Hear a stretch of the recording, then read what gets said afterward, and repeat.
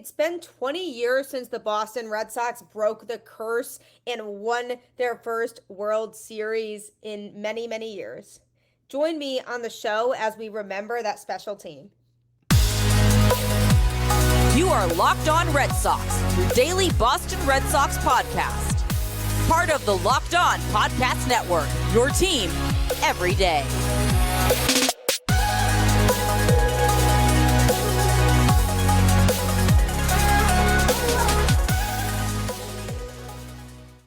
Hello and welcome to Locked On Red Sox, your daily Boston Red Sox podcast, part of the Locked On Podcast Network, your team every day.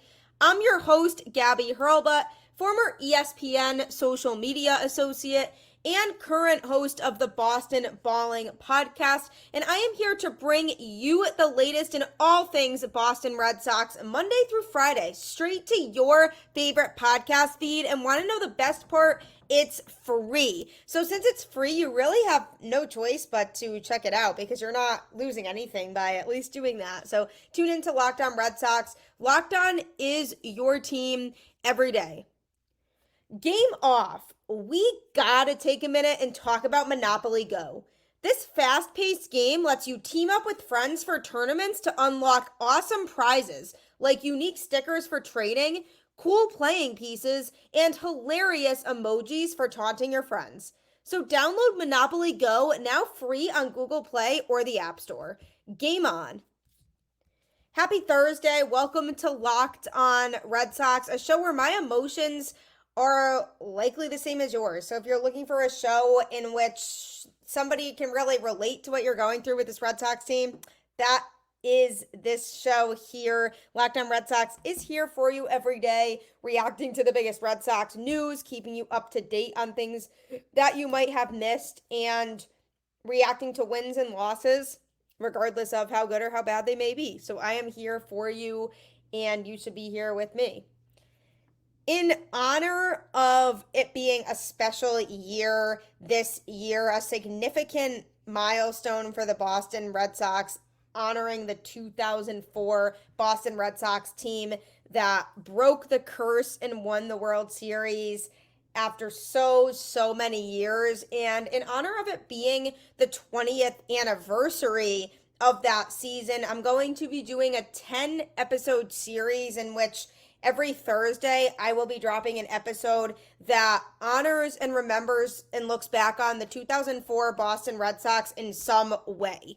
Now, you might be asking what that's going to look like. So I wanted to give a little bit of an overview as to what you can expect on this 10-episode series. And part of it is going to be some look backs on the key players who were part of that run, the biggest players on that Red Sox team that contributed the most and made the biggest impact towards that team. Obviously, everybody who put on a Red Sox uniform and played in 2004 had some sort of big role in them winning the World Series that year. They don't win the World Series without the particular makeup of guys that they have. But we're going to be going over and dissecting the performances of all of the biggest players on that team. What made them so successful? Why exactly did they go on such a historic run in the way that they did? And what drove them to get to the point where they were at of winning the World Series? Now, if there is a specific player on that team that you would love to hear more about on this 10-episode series, feel free to let me know either in the comments on YouTube, tweet at me, message me on Instagram. I am happy to incorporate whatever you want into these episodes. The point is for these episodes to be fun, remembering a team that was so special and made Red Sox baseball from then on so enjoyable to watch with all the success that they have had since then in the championships that they have won. So many historic players to put on that uniform and play on that team. So I'm happy to listen to any ideas you might have of certain players that you might want to be dissected or certain topics that you want to hear more about. And another key aspect of this is that you can expect some guests. I will not reveal those guests right now because I do want them to be a surprise, but I think you're going to enjoy these guests, and let's just say there will be some people who can definitely offer some perspective on that 2004 Red Sox season. So you have that to be excited about. Again, this is going to be every Thursday from today and then up through 10 weeks. So I am not a math person and cannot, off the top of my head, figure out what 10 weeks out from now is, but I'm sure you probably can if you have a calendar in front of you and you can count the Thursdays. And once you land on 10, that will be when the last episode of the series drops. Now, there is a lot to the 2004 Red Sox season, lots of things that had to go right in order for them to get to the point where they could win a championship, because going into the season, people counted them out, and even for a good chunk of the season, people counted them out that year and did not think that they were going to be able to go all the way. So lots of things that they had to put together late in the season, and that's what makes it as special as it was. There were so many people that had lived their entire life up to that point and hadn't seen the Red Sox win a championship. And if they were an older Red Sox fan at the time, in 2004, it was very possible that they didn't know what that feeling was like of seeing their favorite team win the World Series until then. And to me, they had a group of players that were all so determined to win and wanted to show the world that they are the Boston Red Sox and the Boston Red Sox are special. And just a bunch of guys who wanted to genuinely do it for the city of Boston. Just really loved and appreciated the fan base. Felt like the Boston Red Sox fans deserved to see their team win a championship. And that's so wholesome. And that's what makes Red Sox baseball so special, even to this day, is that the players genuinely seem to enjoy playing in Boston. And this is a fan base that doesn't take those championships for granted. They love and appreciate those championships, and they don't give up on their teams. They are diehards. That could be some positive and some negative. However you look at it, it really just depends. But very passionate fan base, and as a professional baseball player, knowing how many historic players have come through this organization has to feel good for the guys that put on that uniform every day. So there were tons of players on the Red Sox roster that made big contributions, and I'll definitely make sure that none of them go unnoticed in this 10-part series. Why am I doing this? The answer to that is it's very important for us to look back on it and remember a team that shocked the world, especially in a season like this, where it's a very different Red Sox team than what we saw in 2004, a team that's really trying to establish itself and figure out the cornerstone pieces that they're going to build around moving forward. And you look at the 2004 team, a team that basically set the precedent for teams moving forward and how they should be constructed. And if you ever get discouraged by this season and what the Red Sox are doing, and I know last night's game against the Braves was definitely incredibly frustrating and could be a game that has you very discouraged today. So just remember when you wake up every Thursday that you are going to get a fun, happy conversation about the 2004 Boston Red Sox with some cool guests that might appear.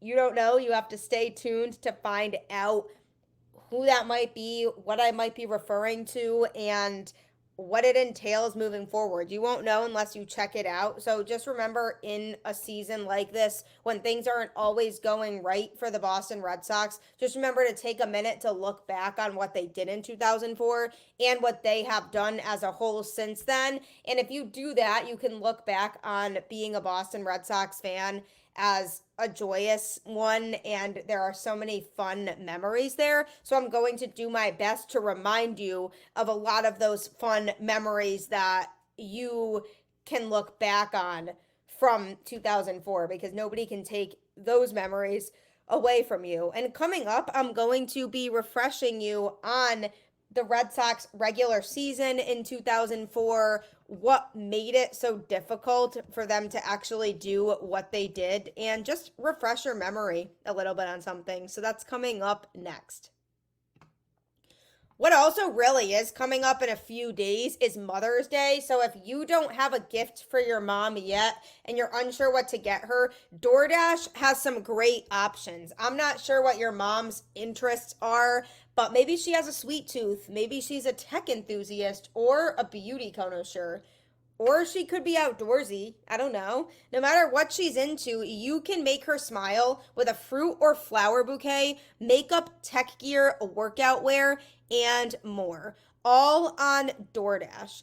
Get all your Mother's Day gifts all in one place and get 50% off your next order up to $15 when you spend $15 plus on your next flower, convenience, grocery, or retail order now with code LOCKEDONMLB.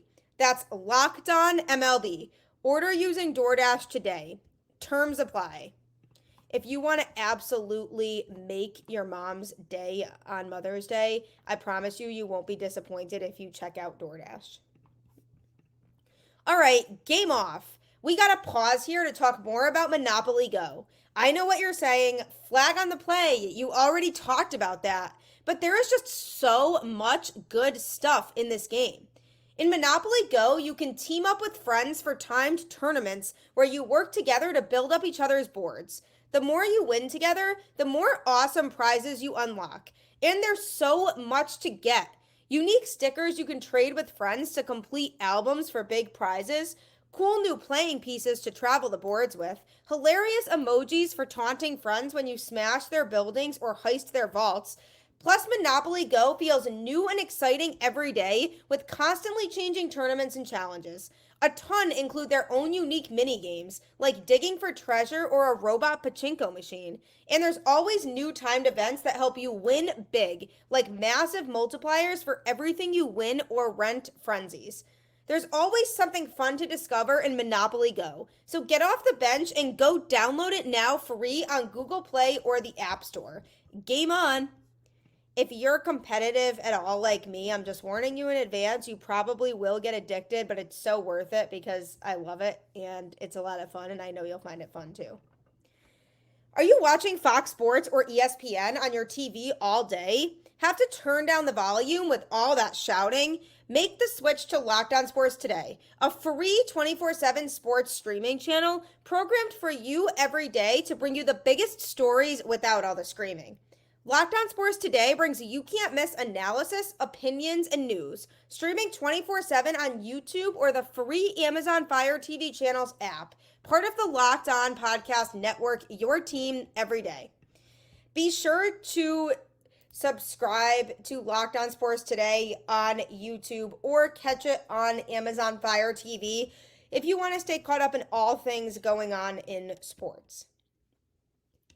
The 2004 Boston Red Sox were legendary, and there were a lot of different circumstances that had to go right in order for them to win the whole thing that year. And guess what? It did. It all went right, and the Red Sox won the World Series in 2004. But the regular season for the Red Sox was definitely interesting. Terry Francona was the manager, and it started with an off season that the Red Sox were pretty active. On November 28th, 2003, Casey Fossum, Brandon Lyon, Jorge De La Rosa, and Michael Goss were traded by the Red Sox to the Diamondbacks for Curt Shilling.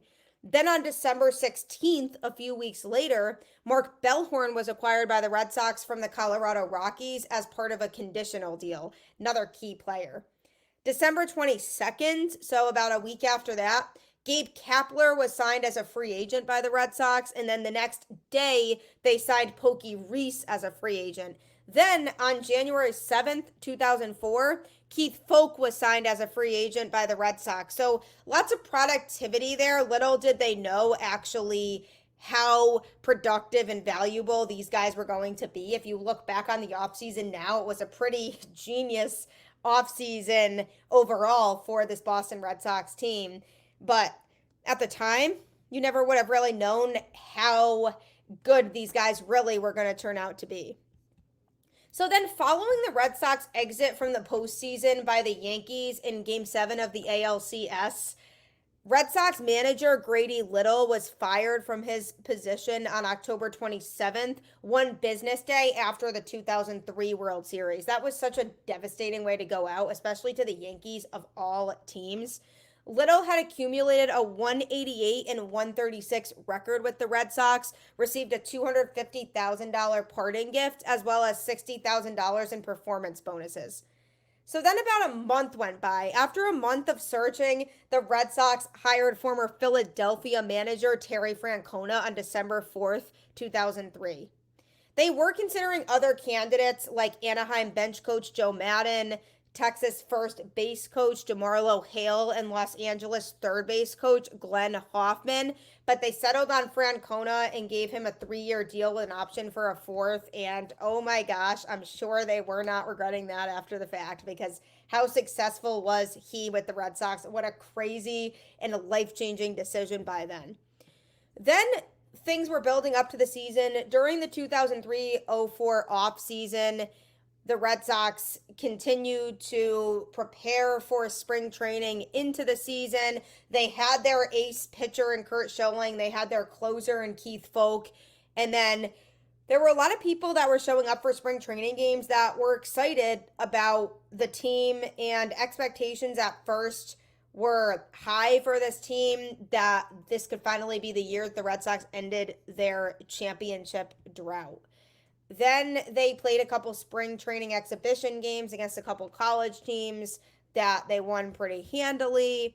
And then they go into the season and they started off about mid-tier, and they were winning games, they were losing games. It's baseball, that just was what it was. So they were 11-8 against the Yankees, which was something to note. They also were 14-5 against the Tampa Bay Rays, and then they were 14-5 against the Toronto Blue Jays, and they actually had a losing record against Baltimore of 9-10, but those were their records against the division that year. Also notable transactions to happen that season, about midway through the season when the Red Sox hit a lull and they were struggling and expectations were starting to get a little bit lower for this Red Sox team. They made some notable moves to try to improve and address some of the holes that they were feeling. On June 22nd, 2004, Curtis Laskanik was signed as a free agent, and then on July 14th, Pedro Astacio was signed as a free agent. Then on July 21st, about a week later, Ricky Gutierrez was acquired by the Red Sox from the Cubs as part of a conditional deal 3 days before Terry Adams was acquired from the Blue Jays in exchange for minor leaguer John Haddock. So then they didn't really waste too much time, because then this big blockbuster trade comes up on July 31st, 2004. I'm sure you already know what I'm going to say, but it was a 4-team trade. Orlando Cabrera was acquired by the Red Sox from the Expos, and Doug Minkowicz was acquired by the Red Sox from the Twins.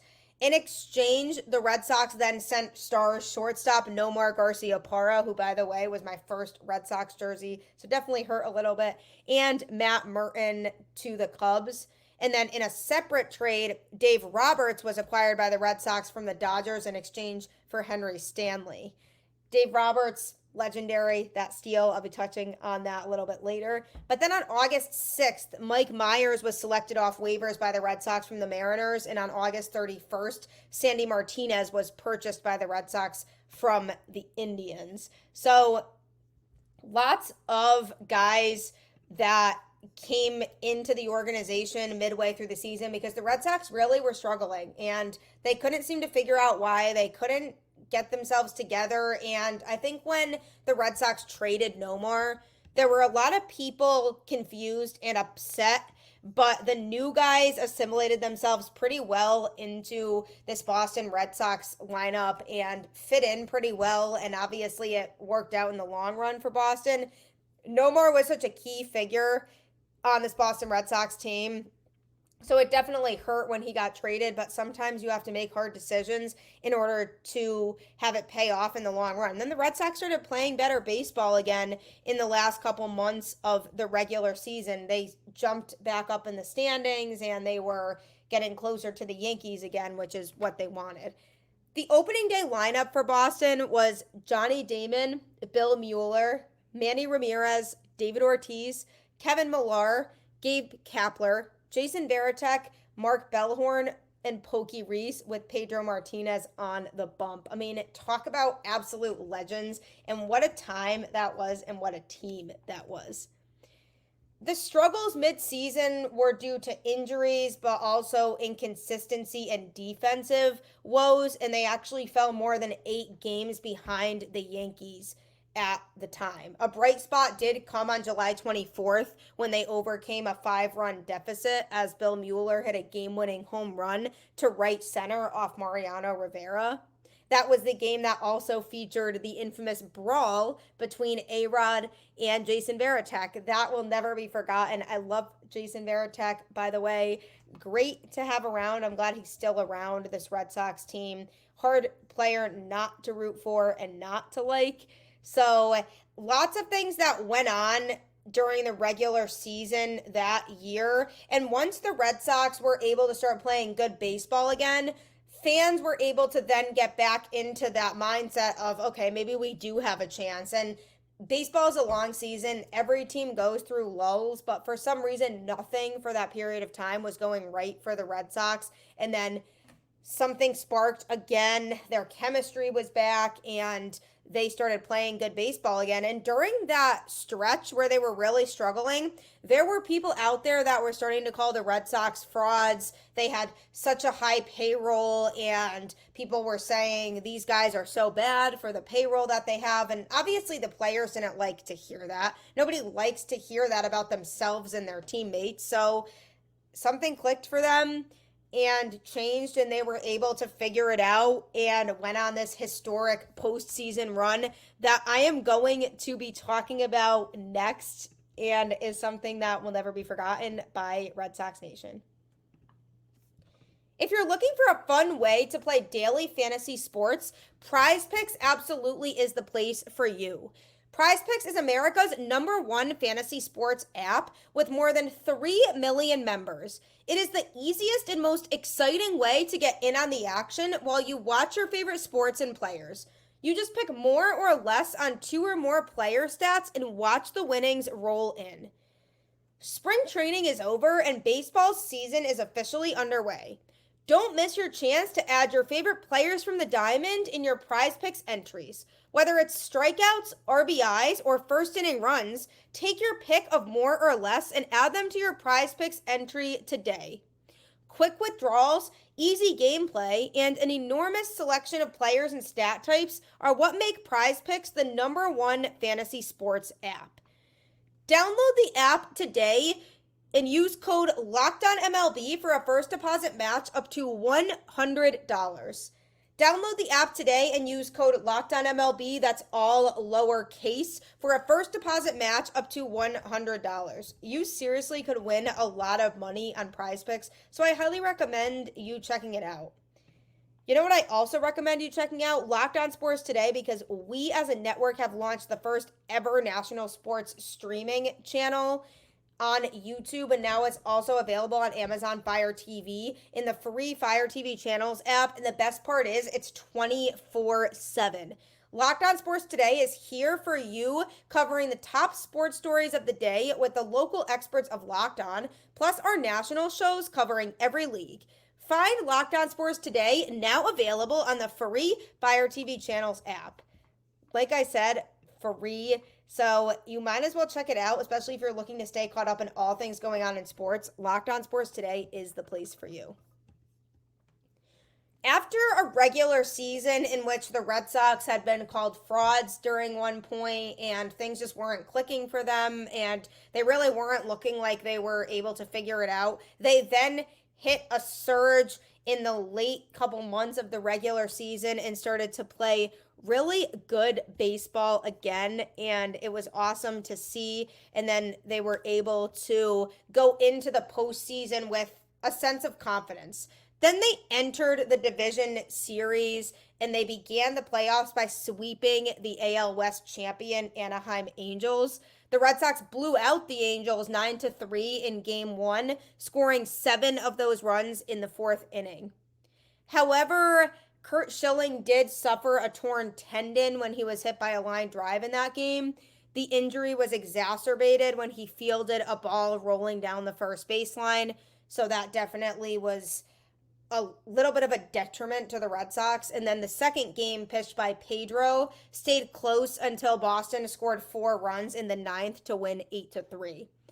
Game 3 looked to be a blowout, but ended up being a nail-biter as Vlad Guerrero hit a grand slam off Mike Timlin in the top of the 7th inning to tie it at 6 runs apiece. But then Mr. Clutch, Big Papi David Ortiz, who was actually known for his clutch hitting, delivered in the 10th inning with a game-winning 2-run homer off Jared Washburn, which sailed over the Green Monster. This was just something that became normal for the Red Sox as he just continued to be clutch and get those big hits when the Red Sox needed them. The Red Sox advanced to a rematch in the 2004 ALCS against the Yankees. And by the way, going into this series, can we just acknowledge how deep the rivalry really was then? It's just not the same anymore. The players back then truly went at it and truly hated each other. Now I feel like the players don't hate each other as much. The fans are loosening up on the rivalry, it seems.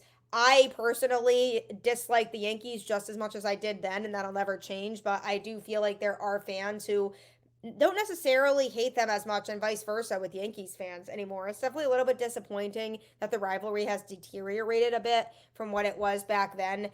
Just not the same anymore, but the vibes were very high for the Red Sox going into that series. The Yankees were looking to get back to the World Series like they had been in the previous season.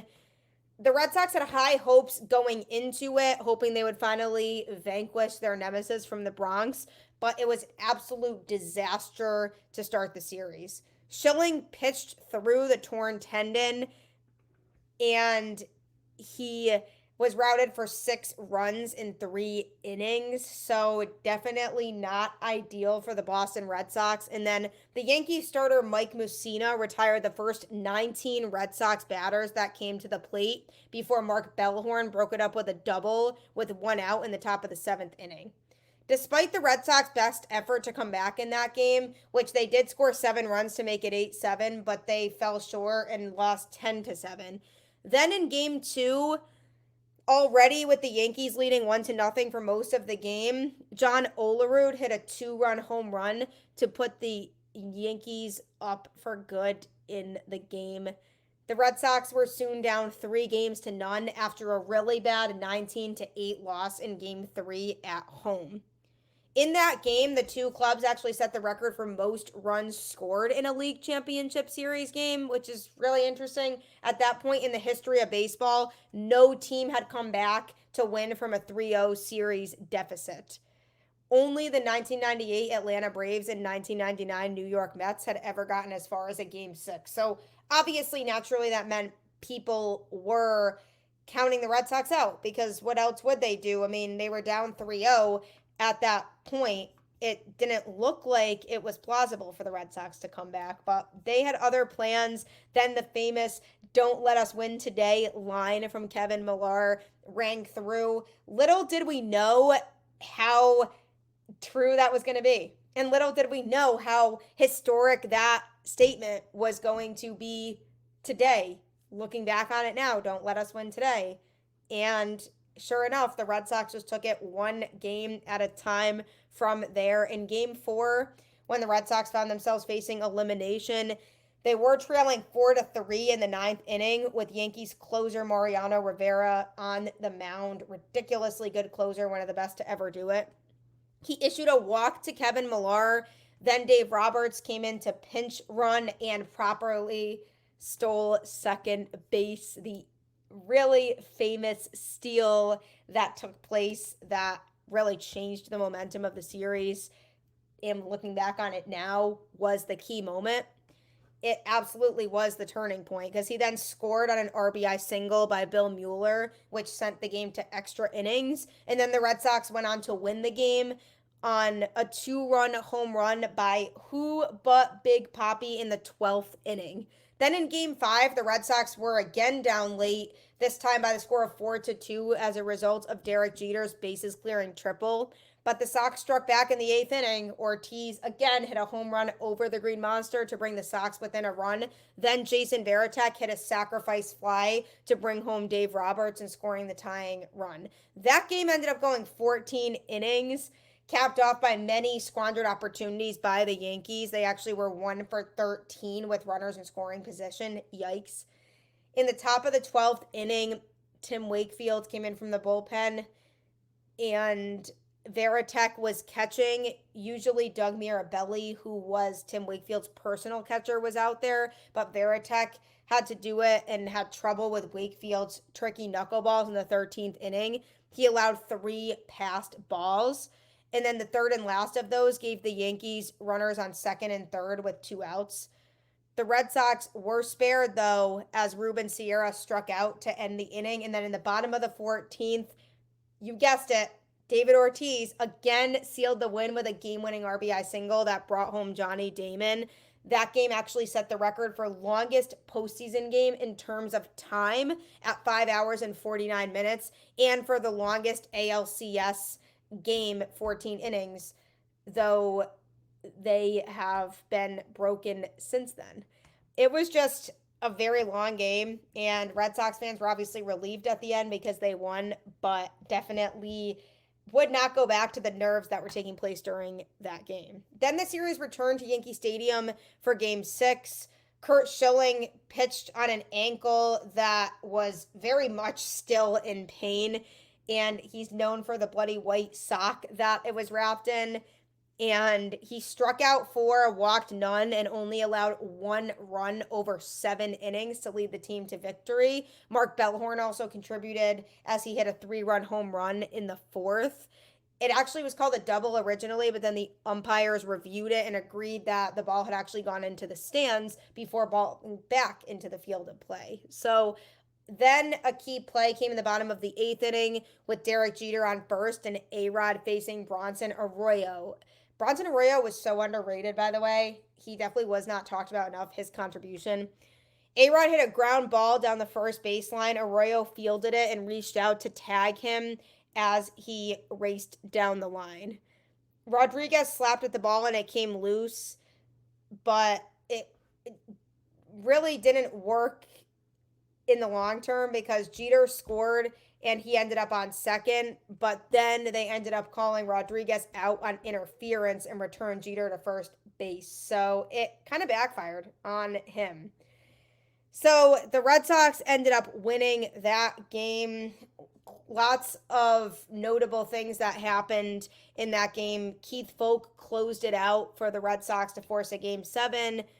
And then in that game, the Red Sox completed the historic comeback on the strength of Derek Lowe's 1-hit, 1-run pitching and Johnny Damon's 2 home runs, including a grand slam that he hit in the 2nd inning off the first pitch of reliever Javier Vasquez. And then they defeated the Yankees 10-3. What an amazing feeling. Ortiz had the game-winning RBIs in games 4 and 5 and ended up being named ALCS MVP. I mean, obviously, he just fueled the fire in that team and carried them through that series. So it was awesome. Then there was nothing stopping the Red Sox after that. They then went on to the World Series and swept the St. Louis Cardinals. And they had posted the best record in the major leagues that season. So a lot of people thought the Cards were going to win that series. They had also previously defeated the Red Sox in the 1946 and 1967 series, with both of those going 7 games. The Red Sox just had so much momentum, began the series with an 11-9 win, marked by Bellhorn's game-winning home run off the pesky pole. He basically said afterwards that he just did what he needed to do. That's what makes them professionals. They do what they need to do. It was the highest scoring World Series opening game ever. Then the Red Sox went on to win Game 2 in Boston, thanks to another sensational performance by Shilling. The Red Sox won both these games despite making 4 errors in each game. And then in game 3, Pedro shut out the Cardinals for 7 innings, and the Cardinals only made 1 real threat. That threat did happen in the 3rd inning. They put runners on 2nd and 3rd with no outs, but their rally was then killed by pitcher Jeff Supon's base running gaff. With no outs, Supon should have scored easily from 3rd on a Larry Walker ground ball to second baseman Bellhorn. But as Bellhorn threw out Walker at first base, Supon inexplicably froze after taking several steps toward home and was thrown out by David Ortiz as he scrambled back to 3rd. So this got the Red Sox in a great place to win the World Series. And then in game 4, they did not allow a run, and the game ended as Edgar Renteria, who would become the 2005 Red Sox starting shortstop, hit the ball back to Keith Foulke, who lobbed the ball to Doug Minkowitz, and the Red Sox had won their first world championship in 86 years. Isn't that crazy? I mean, the Sox held the Cardinals' offense, which was the best in the NL in 2004, to only 3 runs in the last 3 games, and they never trailed in the series. Manny Ramirez was named World Series MVP.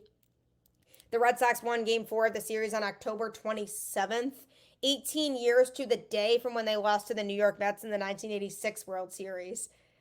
It was unbelievable.